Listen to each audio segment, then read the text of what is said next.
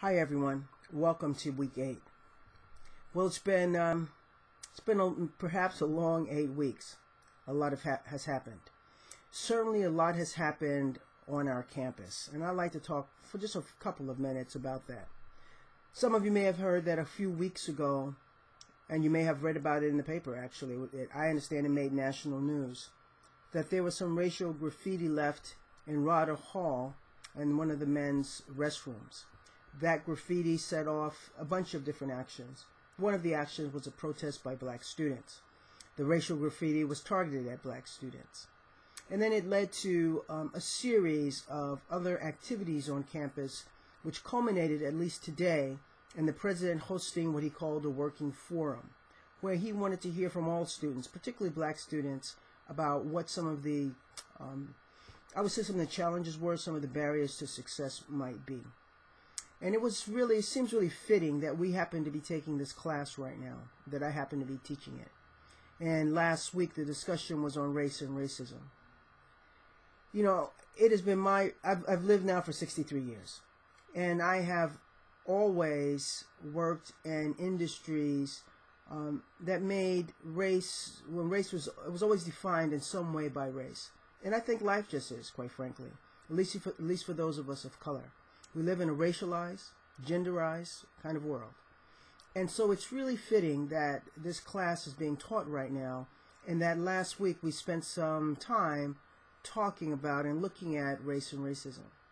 And I'd just like to share with you a couple of things that I think is important about it. One is that we continue to talk about race, that we learn how to talk about it intelligently and objectively, that we agree at some point in our lives that racism doesn't work for anyone. It doesn't work for people who are not people of color, and it certainly doesn't work for those of us of color. That feelings about race, like feelings about gender, that are discriminatory and stereotypical and reflect stereotypical thinking, hurt everyone. They hurt relationships, and they hurt our ability to build a society that is not only inclusive, but that is equitable and that is at peace and harmony. So I enjoyed reading your comments last week about race and racism. Some of you talked about it being a sensitive subject, and it isn't a sensitive subject. It's just a subject that most people find, quite frankly, uncomfortable to talk about, and that many people come to in an uninformed way, without a willingness to embrace, first of all, the facts of the matter.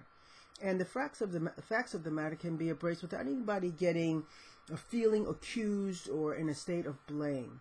So I encourage you, as you go through all the subsequent weeks of this course, that you look at every subject with an open mind, that let it be your goal to become informed and educated on something, which partly means that I'm listening to all points of view and I'm considering them. Even if I don't necessarily agree with them or understand them, I'm going to at least hold them valid, at least for that person, as I continue to wrestle with things that are challenging to me.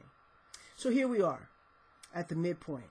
And for some of you, it appears you're starting to get a bit tired, and I understand that.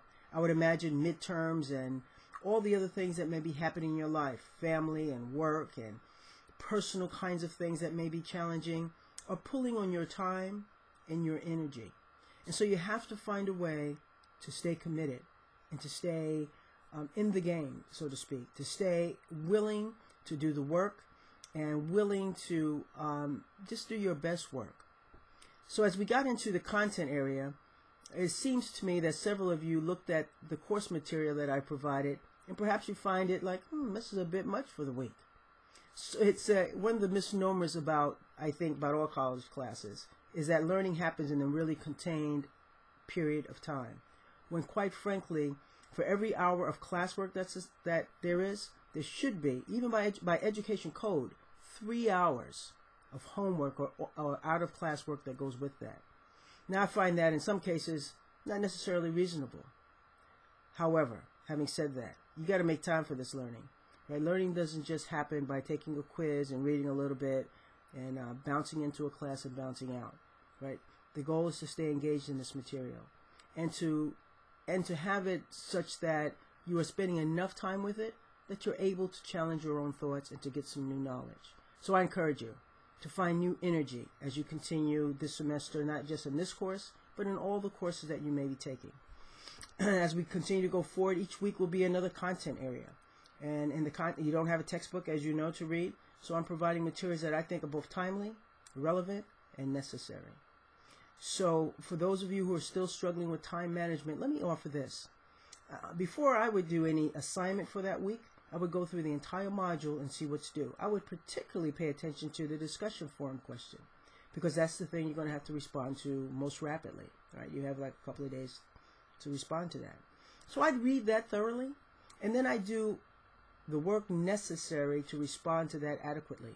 Some of you are responding in a very minimal way, and I have been very gracious and not take any points. Some of you have lost points, but for the most part, I haven't done that. Right? But as we go forward, I expect to see that you're doing your best work, right? And that you're contributing not only to your learning, but to everyone's learning in the class. So as always, I stand ready and available to you to help you in any way I can. My phone number is in the syllabus, and you know where my office number is, and I will do my very best to respond within 24 hours. I want you to stay well, stay engaged, and stay open to learning. That's all for now.